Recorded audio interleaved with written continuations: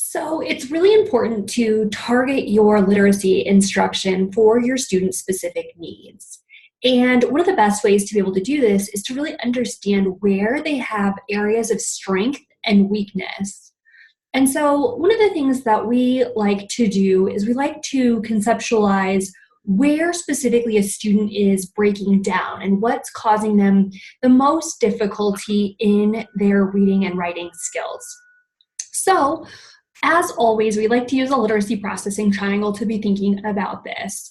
So we know that students may be breaking down in semantics, the meaning of words. They may be breaking down in orthography, so the recognition that a visual symbol is actually a letter, and so they might be struggling with letter reversals or things like that, just the visual component. Or they may be struggling with phonology, so the sound component, and really tying sounds to their respective letters. And so what we like to think about is when we're looking at data, so whether that be IEP eligibility data or an assessment, we want to be able to have an idea of how things really come together in each of these areas. Typically, what we'll do is just go ahead and give a check mark on any area that needs some work or that may be causing difficulty for that student. So, starting at semantics, if we're looking at something like expressive vocabulary, perhaps if we've had speech-language testing or we've seen on the WISC, for example, or the Wyatt, or any other assessment that might give you just kind of a brief picture of expressive vocabulary, if those scores are falling low, so we're thinking at or below the 16th percentile for performance, we're going to go ahead and give that a check. Same thing for receptive vocabulary, listening comprehension. When we speak of oral expression, we're thinking more of a student's ability to put together a syntactically and grammatically correct oral sentence. So some of our students may be struggling with that, and that would be an area that we would want to go ahead and give a check. Then moving to the other side of that semantics, we can also be struggling with reading comprehension, written composition, or morphology. So the understanding of those prefixes, suffixes, those Greek and Latin root patterns, and then how those are being appropriately tied into reading, writing, or spoken language. And so again, anytime that we have assessments that would be measuring any of those core components, so we're thinking again, the Wyatt, the Woodcock-Johnson, any of your academic tests should be giving you really a clear picture of reading or writing ability. Morphology is a little bit more tricky. We don't necessarily have a lot of great assessments at this point, but there are a number of speech-language assessments that will give you a good idea of whether or not students are really understanding those prefixes, those suffixes, and how to use those appropriately with language. Then we want to be thinking, once we move out of that semantics category, if our students are struggling with any orthographic concepts. So again, this is the print concepts. So if you have a student who's struggling to retain sight words in their reading and spelling, that's an orthography deficit. If they are struggling with letter reversal, so B's, D's, P's, Q's, that's another thing that we want to be able to target, with orthographic intervention. And then also if they're struggling with handwriting, oftentimes this is more of something that would be dealt with a occupational therapist. However, it is something to keep in mind because it can create a lot of difficulty if they're struggling so much with their handwriting that they can no longer read their writing. That becomes a big issue. So those are things to keep in mind. Then we're going to move all the way over to phonology. So again, that's understanding of our sound structure of our language. So this is going to be things like phonological awareness. Do they understand how words break into syllables and sounds? Auditory discrimination. Can they tell the difference between similar sounding words? Can, cam, are those the same or different?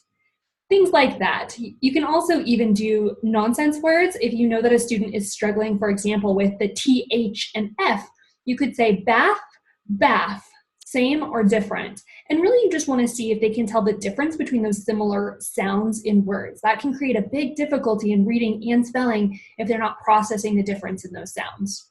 And then articulation is another clear struggle area for a lot of our students. And this can also create difficulty with that phonological loop. So if you're a speech language pathologist, that might be a great thing to go ahead and tick off. If you're not, if you are a special education teacher or you work primarily with literacy, you can definitely still check that and just make sure that you're letting parents know that this is an area that will impact their reading and writing if it's not addressed, and then go ahead and refer to the appropriate professional. Then what we want to think about is we want to think about the connection between orthography and phonology. So that connection between orthography and phonology is really the ability to sound out words for both reading and spelling. So of course, reading and writing are just reciprocal processes. So it's just two sides of the same coin. And so oftentimes if a student is struggling with reading, they're having a hard time blending sounds together, they may also have difficulty pulling sounds apart. Sometimes you'll get students who are really strong in decoding, but really struggle with encoding, spelling. And sometimes, even more surprisingly, you can get students who show the opposite profile as well. But regardless, that is a connection between orthography and phonology. And oftentimes, those are going to be the kids who are referred, and so we would be checking one or both of those boxes. And then, of course, once we combine this entire triangle together, when we're combining your semantics, orthography, phonology together, we need to be thinking about how fluent that connection is happening. Really, we need to have this coming together in less than half of a second to be able to comprehend what we're reading and to be able to really produce really strong written language at the pace at which it needs to happen to keep up with the classmates. So it may be the case that all of these skills in isolation are fine, but fluency is a big struggle. And so that would be an area that we would want to be targeting. Additionally, executive functioning is another really huge component that we can't leave out because students need to self-monitor whether or not what they're saying makes sense, whether or not they've followed along with the paragraph or a story. Can they monitor that they're not actually understanding or they're not comprehending?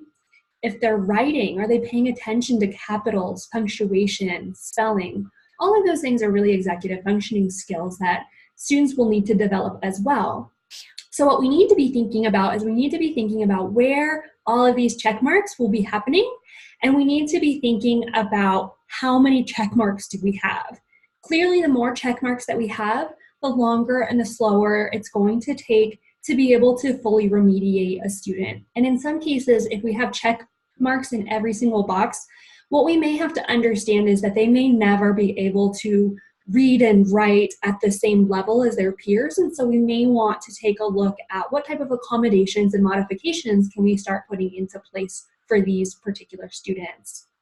Hopefully that helps. We're going to be diving into this even deeper over the coming weeks. And so definitely stick with us. If this is something that is new to you or you're interested in, we'd also love to have you join us in our Delivering Smarter Intervention training program, where we really talk a lot about each of these and dive into what does intervention really look like that hits each one of these areas and how do you pull that all together.